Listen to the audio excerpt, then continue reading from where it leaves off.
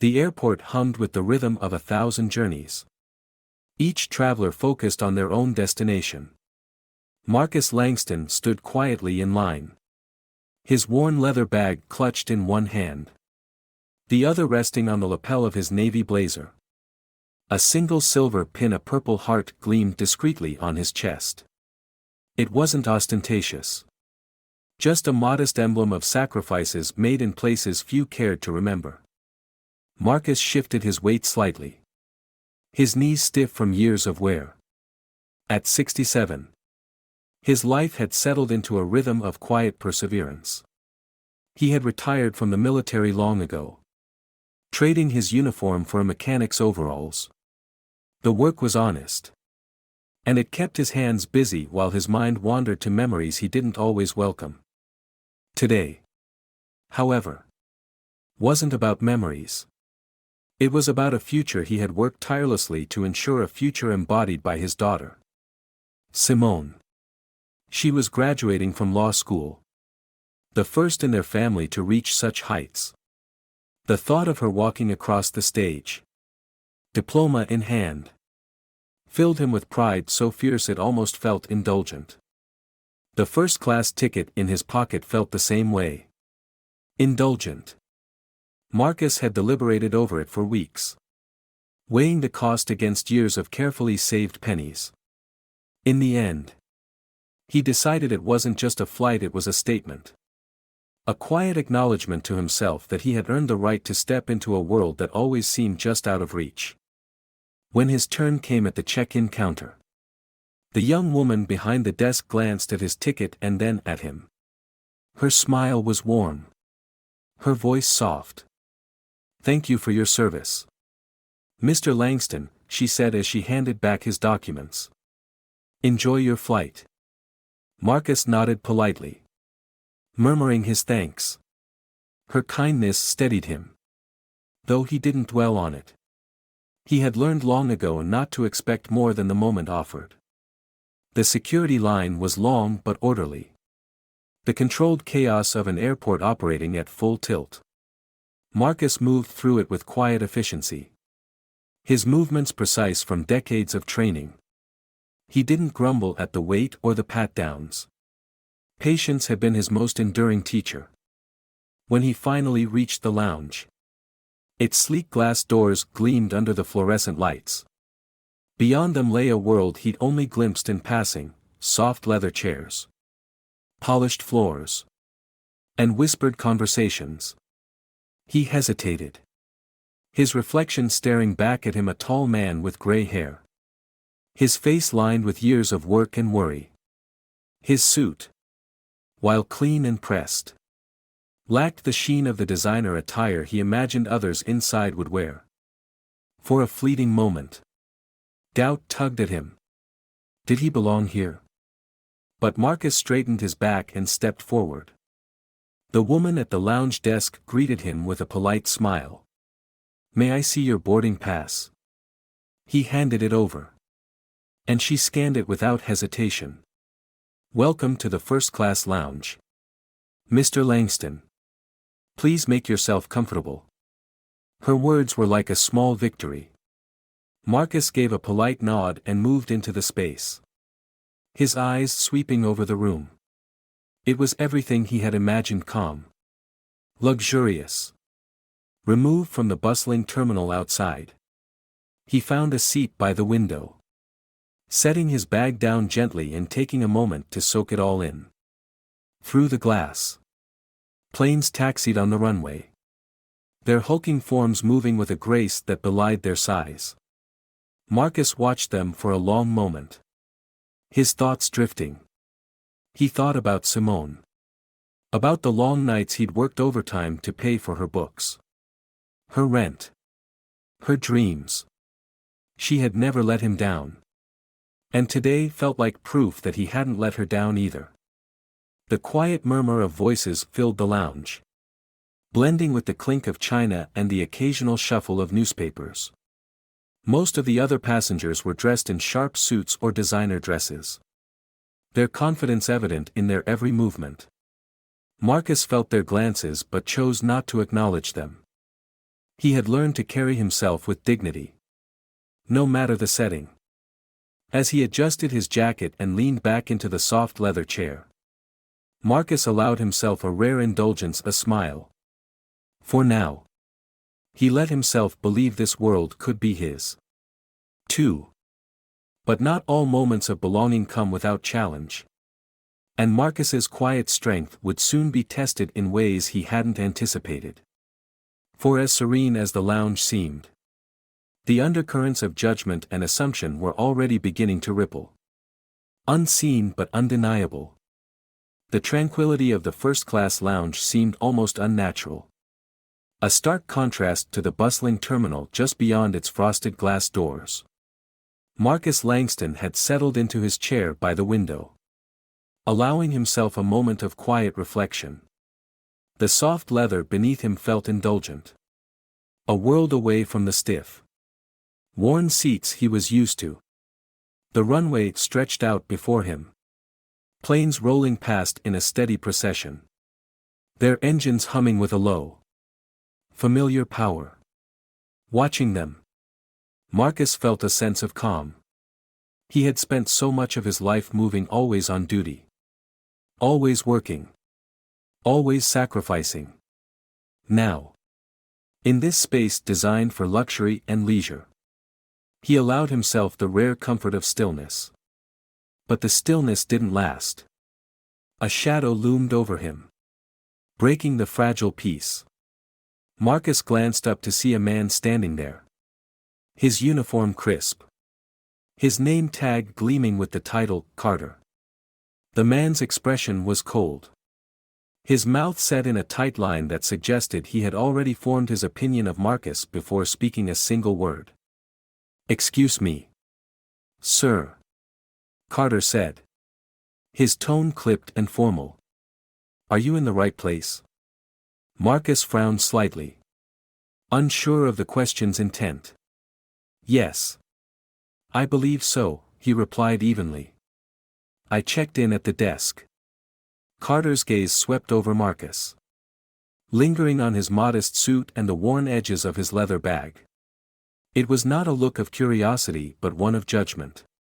As though Marcus's presence in the lounge was a disruption, an error that needed correcting. "I'll need to see your ticket again," Carter said, louder this time. His voice carried across the lounge, drawing the attention of nearby passengers. Marcus felt their gazes turn toward him, sharp and assessing. He reached into his jacket pocket and handed over the ticket, keeping his movements measured and deliberate. Carter took it without a word, his eyes scanning the slip of paper with exaggerated scrutiny. For a moment, there was silence. Then Carter's lips pressed into a thin, dissatisfied line. "Wait here," he said curtly before turning on his heel and walking toward the reception desk. Marcus sat back, his posture still composed. But he could feel the weight of the room pressing down on him. The quiet hum of conversation had shifted, replaced by whispers and furtive glances. He didn't need to hear the words to know what they were thinking. Years of discipline had taught Marcus how to endure moments like this. He had faced far worse in his life than the judgment of strangers in a lounge. But still, the sting of their assumptions lingered. It wasn't the first time he had been made to feel as though he didn't belong. And he doubted it would be the last. Carter returned a few minutes later, his expression smug. "There seems to be an issue with your ticket, Mr. Langston," he said, the words dripping with condescension. "It doesn't appear to be valid for the lounge." Marcus's jaw tightened, but his voice remained calm. "That's not possible," he said. "I purchased this ticket weeks ago. It's for first class." Carter's smirk widened as he leaned in slightly. "First class isn't for everyone, sir. Perhaps you misunderstood." The insinuation hung in the air like a heavy fog, thick and suffocating. Marcus felt a rush of anger rise within him but suppressed it, meeting Carter's gaze with quiet resolve. I know exactly what I purchased, Marcus said, his tone steady. If there's an issue, I suggest you double-check your system. For a brief moment, Carter hesitated, his confidence flickering. But then he straightened, his voice rising even louder. Sir, I'm going to have to ask you to leave. The lounge fell silent. All eyes were on Marcus now. The whispers replaced by a tense, expectant quiet. Marcus stood slowly, his tall frame towering over Carter. But his movements were controlled, dignified. I'll leave, Marcus said quietly. But you're making a mistake. With that, he picked up his bag and walked toward the exit. His steps measured and purposeful. He didn't look back, though he could feel the stares following him, their judgment clinging to him like a shadow. Outside the lounge, Marcus found a quiet corner of the terminal and sat down, his back straight and his gaze fixed on the planes beyond the glass. The sting of humiliation lingered, but he refused to let it define him. He thought of Simone, of her determination and resilience. He thought of the sacrifices he had made to ensure her success and the pride he felt in her accomplishments. These thoughts steadied him, anchoring him in a moment that could have otherwise swept him away. What Marcus didn't realize was that he hadn't been entirely alone in the lounge. A woman had been watching the entire encounter from a few rows away, her sharp eyes taking in every detail. Though dressed casually, there was an air of authority about her, a quiet power that few could see at first glance. Her name was Olivia Hayes. And she was about to change everything. The quiet hum of the first-class lounge had returned, though the tension lingered like the last echo of a sour note. Olivia Hayes sat a few rows away from where Marcus Langston had been. Her gaze drifted toward the reception desk, where Carter stood, his posture as confident as ever, chatting with a fellow staff member.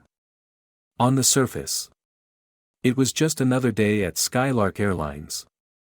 Passengers sipped coffee from fine china and leafed through newspapers, their conversations muted to a respectful murmur. Yet beneath this facade of luxury, Olivia had witnessed something deeply unsettling.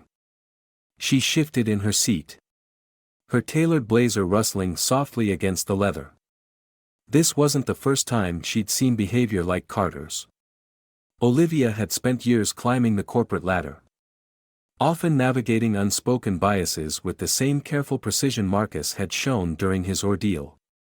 She had learned to read the subtle cues: condescending smiles, dismissive glances, the quiet but pervasive belief that some people didn't belong. Her presence in the lounge that morning wasn't accidental. As Skylark Airlines' chief operating officer, she often conducted unannounced visits to observe employee behavior and ensure the company's values were upheld. What she had seen today went against everything the airline claimed to stand for. Her fingers tightened around the armrest of her chair. The veteran's quiet dignity, Carter's condescension, and the passengers' judgmental stares played over in her mind. It wasn't the kind of overt racism that made headlines, but rather the insidious kind, veiled in politeness and plausible deniability. The kind that could hollow a person out slowly, moment by moment. Olivia rose from her seat, smoothing her blazer. She crossed the lounge with measured steps, her heels clicking softly against the polished floor. At the reception desk, the young woman behind the counter, her name tag read Emily, looked up nervously.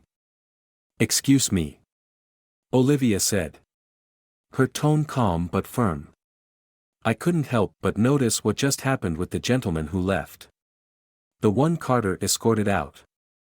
Emily hesitated, glancing toward Carter as if afraid he might overhear. I'm not sure what you mean," she stammered, her hands fidgeting with a pen. Olivia softened her voice but not her resolve. You know exactly what I mean. His ticket, was it valid or not? Emily lowered her gaze, her voice dropping to a whisper. It was valid. First class. Fully paid. The admission was both unsurprising and infuriating. Olivia's jaw tightened. But she kept her composure. Then why wasn't he allowed to stay? Emily's eyes darted toward Carter, who was now laughing loudly with another staff member. Carter, she hesitated, her voice barely audible. He has a way of deciding who he thinks belongs here. Olivia let the words hang in the air for a moment, their weight undeniable. You should have said something, she said, her tone not unkind but unyielding. I'm sorry, Emily murmured. I should have. But I understand. Olivia interrupted gently. She knew all too well the cost of speaking up against someone in a position of authority. But that doesn't mean it was right.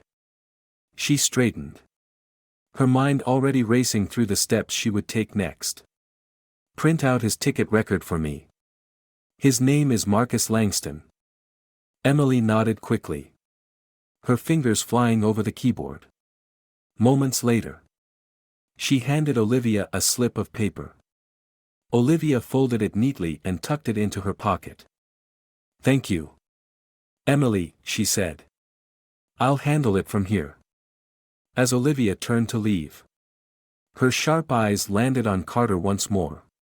He stood with his arms crossed, his smug expression unchanged, as if he believed himself untouchable.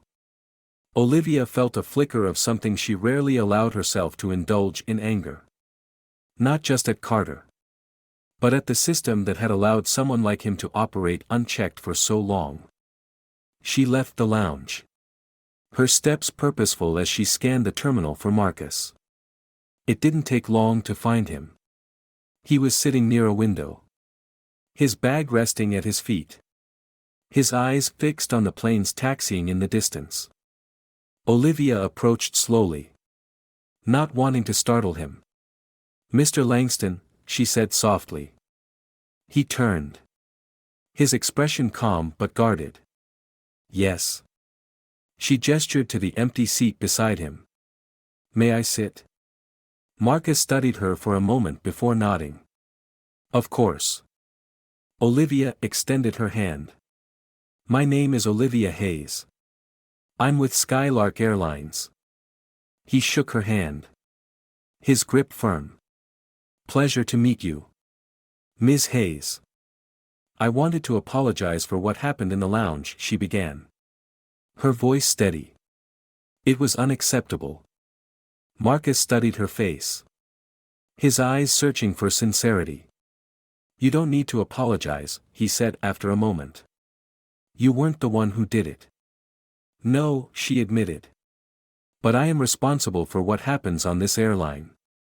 Marcus turned back to the window, his gaze thoughtful.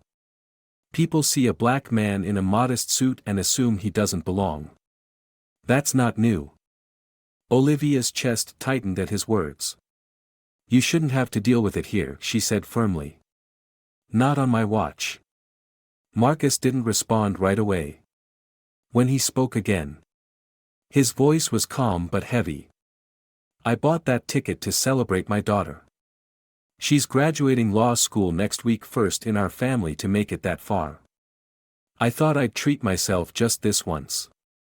Olivia felt a lump rise in her throat. Your daughter must be very proud of you. She is, Marcus said, a small smile breaking through. But it's hard not to think about how things like this will affect her. She'll face the same judgments, the same obstacles. Sometimes I wonder if my service made any difference at all. It did, Olivia said firmly. And it still does. She reached into her pocket and handed him the ticket record. I checked your ticket. Everything is in order. You have every right to be in that lounge. Marcus glanced at the paper, then back at her. "I appreciate that," he said quietly. "But I'm not sure I want to go back." "You won't have to," Olivia assured him. "But Carter will answer for what he did." Marcus raised an eyebrow. "You're going to fire him?" "Not just yet," Olivia said, her voice taking on a steely edge. "First, he's going to learn what it means to respect someone like you." Marcus studied her for a long moment before nodding. "I'd like to see that." "You will," Olivia promised. "And when you do, I hope you'll let me make this right." For the first time that morning, Marcus's smile reached his eyes. "All right, Ms. Hayes. Let's see what you've got." As Olivia walked away, she felt a renewed sense of purpose. Change wasn't easy, but it was necessary, and today, it started here. The first-class lounge had settled back into its usual rhythm. The earlier commotion now just a faint whisper among the passengers. Marcus Langston sat alone by a terminal window. His posture straight. His gaze distant. He had not returned to the lounge. Nor had he any intention of doing so. The sting of being judged, dismissed, and humiliated lingered, though his face betrayed nothing. Inside the lounge, Olivia Hayes stood near the reception desk, her calm demeanor masking a simmering determination. Around her, lounge staff gathered awkwardly, their movements tentative as they exchanged uncertain glances. Carter stood off to the side, his confidence visibly shaken. The smugness he had displayed earlier had evaporated, replaced by a pale unease that crept into his expression. Olivia surveyed the group with a steady gaze, letting the silence stretch just long enough to command attention. When she spoke, her voice was measured, devoid of theatrics but carrying the weight of authority. "This morning," she began, "a passenger, Mr. Marcus Langston, was denied access to this lounge despite holding a valid first-class ticket. The reason? Assumptions were made about his worthiness to be here, assumptions based solely on his appearance." Her words hung in the air, unembellished but undeniable. "This is unacceptable," Olivia continued, her tone firm but calm. "Not only was Mr. Langston disrespected, but so was everything this airline claims to stand for. Inclusivity, excellence, respect. These are not just words we put on a mission statement. They are the values we must live by every day." The room was silent, the usual hum of conversation replaced by the weight of unspoken truths. Carter shifted uncomfortably, his eyes fixed on the floor. Olivia turned toward him. "Carter," she said, her voice sharper now, "you will address Mr. Langston directly." Carter hesitated, his discomfort evident in the way his shoulders tensed. But Olivia's unwavering gaze left no room for argument. Slowly, he nodded and began walking toward the terminal, his steps heavy and reluctant. Marcus noticed the commotion from his spot by the window. When he saw Carter approaching, followed by Olivia and several staff members, his brow furrowed slightly. He remained seated, his expression calm but guarded. Carter stopped a few feet away, clearing his throat awkwardly. "Mr. Langston," he began, his voice unsteady, "I want to apologize. I misjudged you and treated you unfairly. It was wrong of me to question your ticket and to act the way I did. I'm sorry for the humiliation I caused you." Marcus studied Carter for a long moment, his face unreadable. Finally, he nodded once. "Apology accepted," he said simply, his voice quiet but firm. Carter exhaled, a mixture of relief and lingering unease crossing his features. Olivia, standing nearby, stepped forward. "This apology is just the beginning," she said, addressing both Marcus and the gathered lounge staff. "From today, Skylark Airlines will implement mandatory cultural sensitivity and customer service training for all employees. These changes are not optional. And they are not temporary. They are the foundation of a culture we should have built long ago." She turned back to Marcus, her expression softening. "Mr. Langston, we owe you more than an apology. Your experience has revealed shortcomings we must address. Skylark Airlines would like to offer you a lifetime first-class membership as a gesture of our gratitude for your service and our regret for how you were treated." A staff member stepped forward, handing Olivia a sleek black envelope embossed with the airline's logo. Olivia offered it to Marcus, who accepted it hesitantly, his fingers brushing against the smooth surface. "For any flight. Any time," Olivia said. "Your seat is guaranteed." Marcus glanced at the envelope, then at Olivia.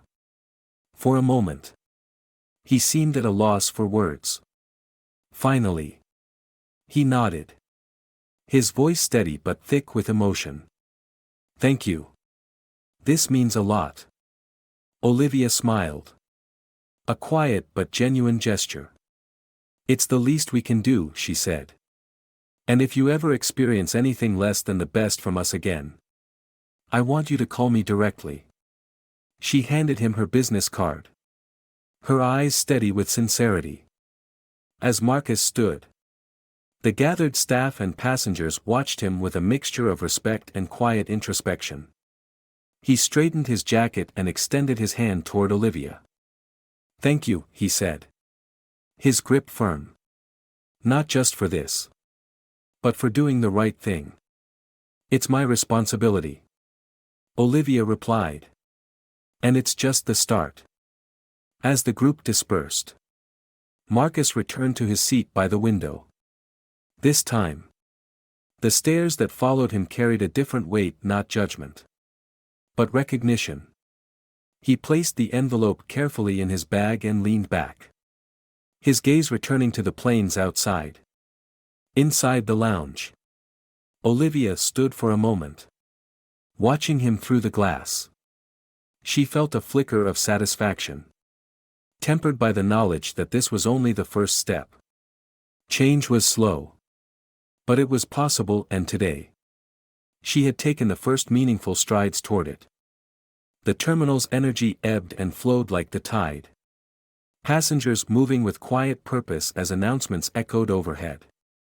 Marcus Langston remained seated by the window, his hands resting lightly on his lap. The sleek black envelope sat beside him, its promise of a lifetime membership to first-class flights still sinking in. He turned the envelope over in his hands, the weight of it both symbolic and literal. To many, it would have seemed a fitting resolution, a just reward for his service and the indignities he had endured that morning. But Marcus was not a man who sought compensation for doing the right thing. For him, the gesture was less about luxury and more about recognition. It wasn't the envelope or the promise inside that mattered, it was the acknowledgement of his humanity, his worth. As he stared out at the runway, the scene in the lounge replayed in his mind. The apology had been public and sincere, but the humiliation it addressed had been private, cutting deeper than most would understand. Marcus had faced prejudice before. He knew how it worked, subtle, insidious, wearing a mask of plausible deniability. This morning had been no different. Yet something about Olivia Hayes gave him hope. She had not dismissed the incident as a misunderstanding or swept it under the rug. Instead, she had acted decisively, with a quiet determination that suggested she understood the deeper layers of what had occurred. Marcus's thoughts were interrupted by the soft approach of a flight attendant. She was young, her uniform crisp, her demeanor warm but professional. "Mr. Langston?" she asked, her voice gentle. He looked up, meeting her gaze. Yes. She extended a cup of coffee toward him. Compliments of Skylark Airlines, she said with a small smile. Marcus accepted the cup, nodding his thanks. The coffee was rich and aromatic. The kind of indulgence he rarely allowed himself. As he sipped it, he felt the warmth spread through him, grounding him in the present moment. The gesture, though small, carried weight. It was an acknowledgement not grandiose, but meaningful. Not far away, Olivia Hayes stood near the lounge entrance, observing Marcus with a sense of quiet satisfaction. She had done what she could to make amends. But she knew the work was far from over. The incident had exposed not just a flaw in Skylark Airlines' operations, but a deeper cultural issue that demanded systemic change. Olivia had spent the past hour speaking with staff, outlining her plans for mandatory sensitivity training and enhanced accountability measures. The changes wouldn't be immediate, but they were necessary. As she watched Marcus, a thought struck her: this wasn't just about him. It was about every passenger who had ever been judged by their appearance, dismissed because of assumptions, or made to feel like they didn't belong. Marcus's story was just one among many, but it had the power to spark a larger conversation. Marcus glanced up, catching Olivia's gaze through the glass. She offered him a nod, a gesture of solidarity. He returned it, a small but meaningful acknowledgement of her efforts. The quiet moment between them spoke volumes. For Marcus, the day had been a reminder of the barriers that still existed. But it had also shown him the possibility of change. For Olivia, it was a call to action, a chance to dismantle those barriers and rebuild something better. As Marcus finished his coffee, he felt a sense of calm settle over him.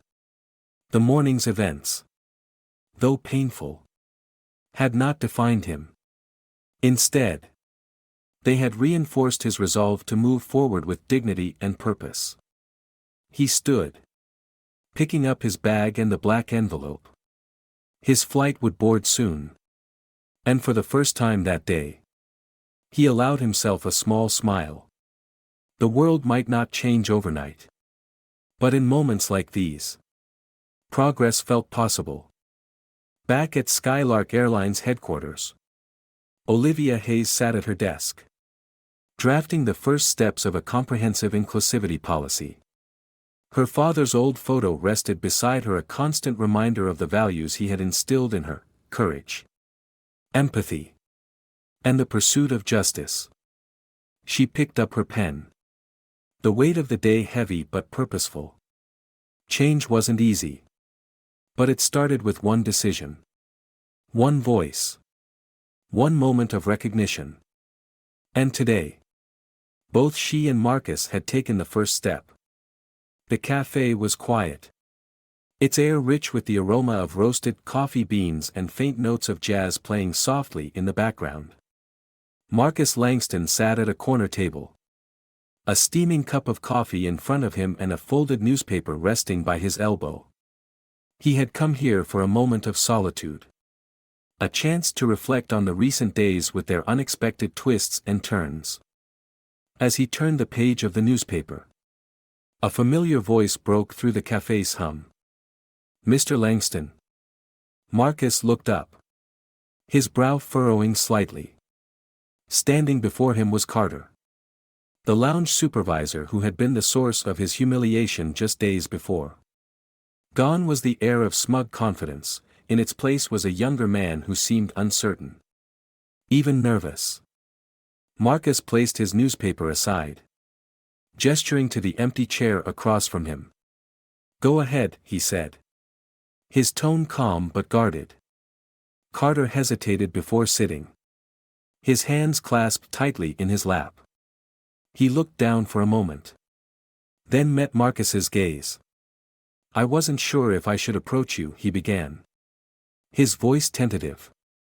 "But after everything that happened, I felt I owed you more than just what I said in the lounge. Marcus regarded him quietly. His expression unreadable. I'm listening. Carter took a deep breath. His shoulders sagging slightly under the weight of his words.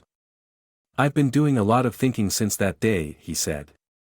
At first, I tried to justify what I did. I told myself it was protocol or just a misunderstanding.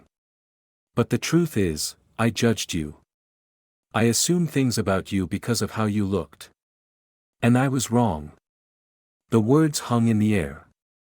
Unembellished and raw.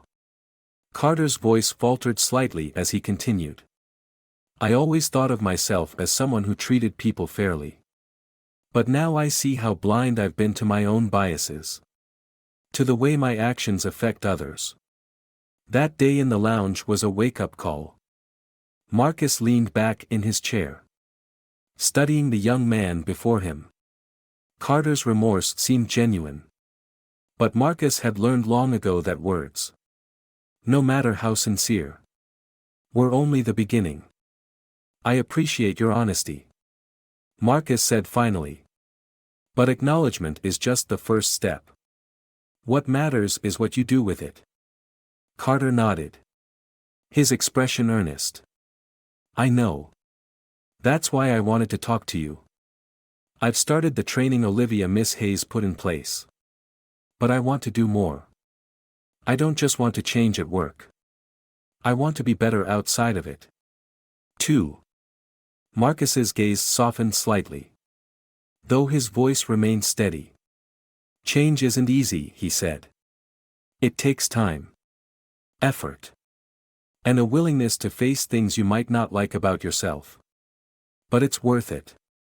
Carter's shoulders relaxed a fraction, as if the weight he carried had eased just slightly. Thank you, Mr. Langston, he said, for giving me the chance to say this. And for reminding me of what's important. Marcus nodded. A small but genuine smile breaking through. It's not about what's easy, Carter. It's about what's right. As Carter rose to leave, Marcus watched him go. A sense of quiet satisfaction settling over him. The conversation had been unexpected. But it felt like a step forward not just for Carter, but for the broader struggles they both represented in their own ways. Later that evening, Marcus returned home. The memory of the conversation still fresh in his mind. As he sat by the window, watching the fading light of the day, he thought about the resilience it took to face prejudice head-on. And the patience required to foster understanding and change. At Skylark Airlines, Olivia Hayes was deep in her work. The first round of inclusivity training had been met with a mix of resistance and acceptance. But the feedback was promising. Employees were starting to reflect on their own behaviors, questioning long-held assumptions, and engaging in conversations that had long been avoided. In her office, Olivia reviewed reports detailing the changes being implemented across the company. There were still challenges ahead. But the small victories gave her hope. She thought of Marcus, his quiet dignity and unshakable resolve, and felt a renewed sense of purpose. Back at the cafe, Carter lingered outside for a moment, the conversation replaying in his mind. He knew his journey was just beginning. But for the first time, he felt ready to take the steps necessary to make amends not just to Marcus, but to himself and to the people he had wronged, knowingly or unknowingly. Over the years, the echoes of their choices, Marcus's steadfast grace, Olivia's determined leadership, and Carter's newfound humility were rippling outward, creating subtle but meaningful shifts in the world around them. And for Marcus, sitting quietly in his home, those ripples felt like the promise of something greater. The Skylark Airlines headquarters was a hive of quiet activity. Olivia Hayes sat at the head of a sleek conference table.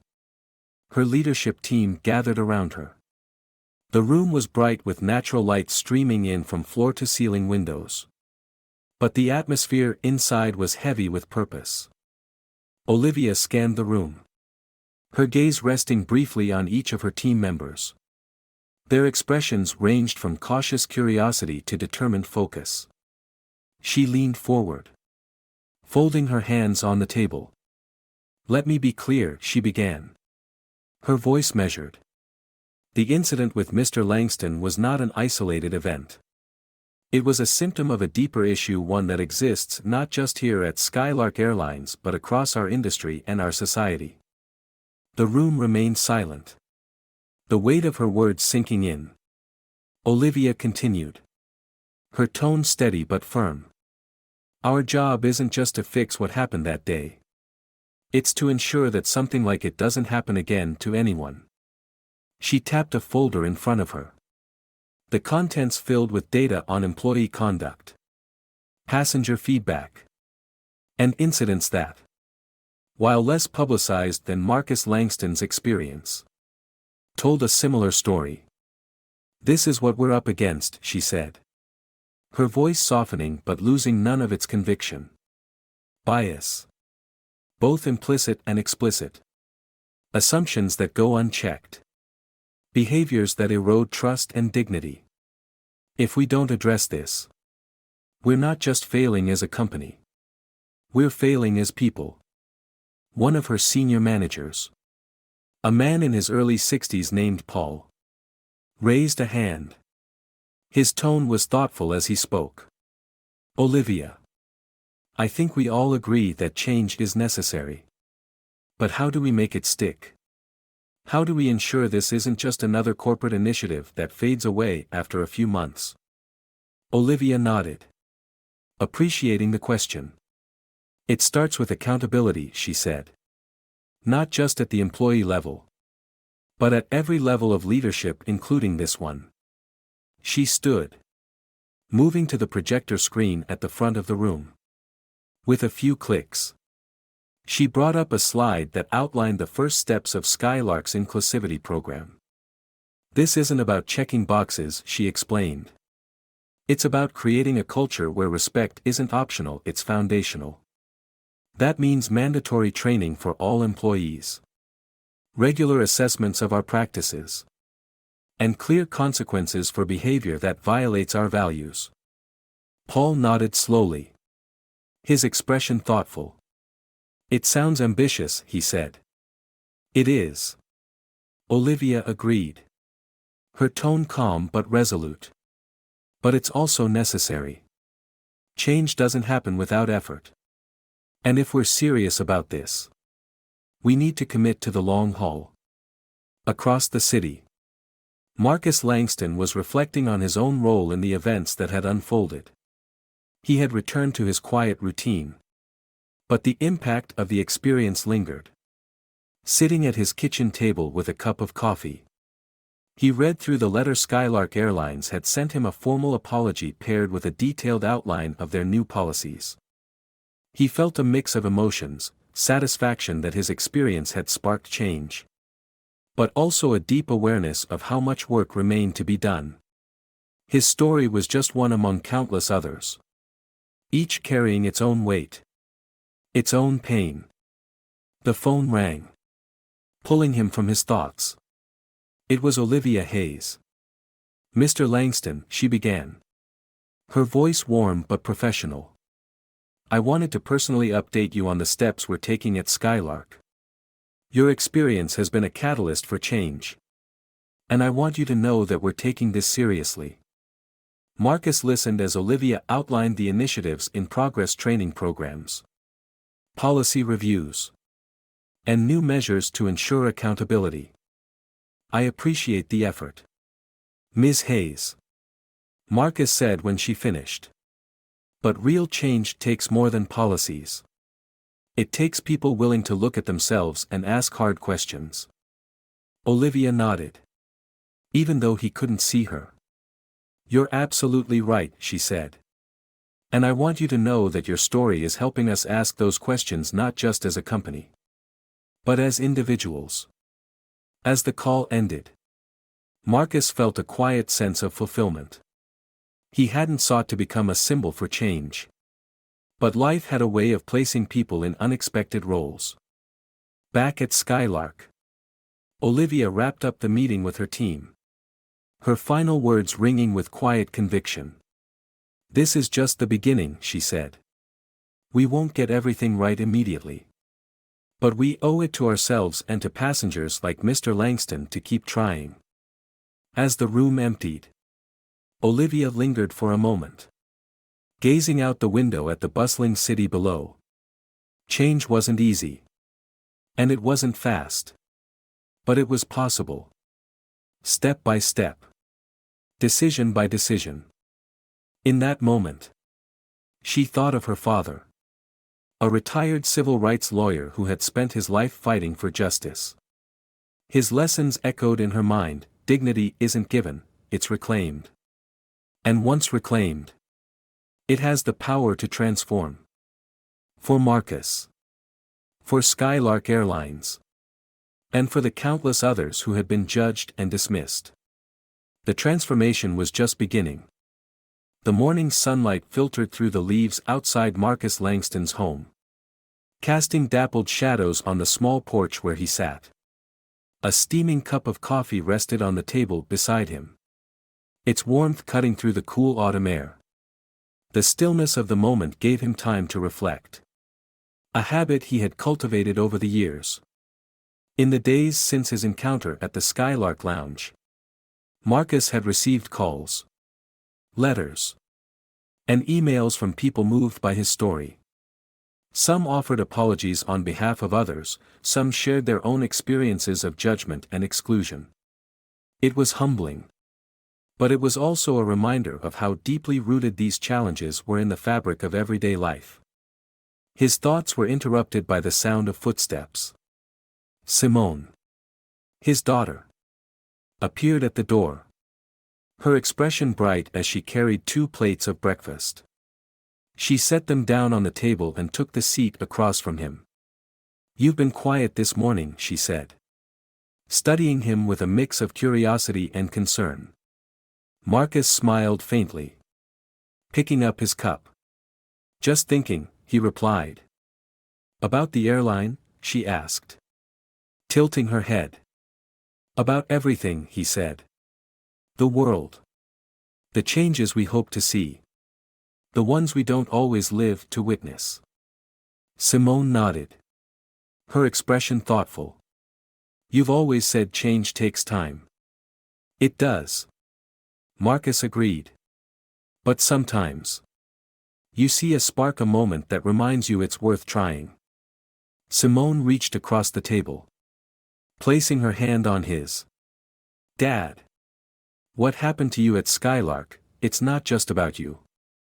It's about everyone who's been judged before they've even had a chance to prove who they are." Marcus squeezed her hand gently, his gaze steady. "I know. That's why it matters." Across town, Olivia Hayes sat in her office at Skylark Airlines, the faint hum of the city below providing a steady rhythm to her thoughts. On her desk lay a stack of reports detailing the company's progress since Marcus Langston's story had come to light. Training programs were underway. New policies had been drafted. And employee feedback suggested a cautious but growing sense of hope. She leaned back in her chair, her eyes drifting to a framed photograph of her father. It was an old black and white image, showing him standing in front of a courthouse. His expression one of quiet determination. He had spent his life fighting for justice, often in the face of overwhelming odds. Olivia felt his influence in every decision she made, every step she took toward building a more inclusive future. Her assistant knocked softly at the door. "Ms. Hayes. Mr. Langston is on the line. He wanted to thank you personally." Olivia picked up the phone, her voice warm as she greeted him. "Mr. Langston. It's good to hear from you." "Likewise." Marcus replied. "I just wanted to say, I've been watching the changes you're making. It means more than you know." Olivia smiled. A quiet satisfaction settling over her. The credit belongs to you, Mr. Langston. Your story opened our eyes. But we still have a long way to go. That's true, Marcus said, his tone calm. But taking the first step is what matters. Their conversation was brief but meaningful. A shared acknowledgement of the work ahead and the progress already made. As the weeks turned into months, the impact of Marcus's story rippled outward. Skylark Airlines became a symbol of change not just in the way it treated its passengers, but in the way it addressed the hidden biases that had long gone unchallenged. Employees began to speak up, questioning behaviors they had once accepted as normal. Passengers noticed the difference.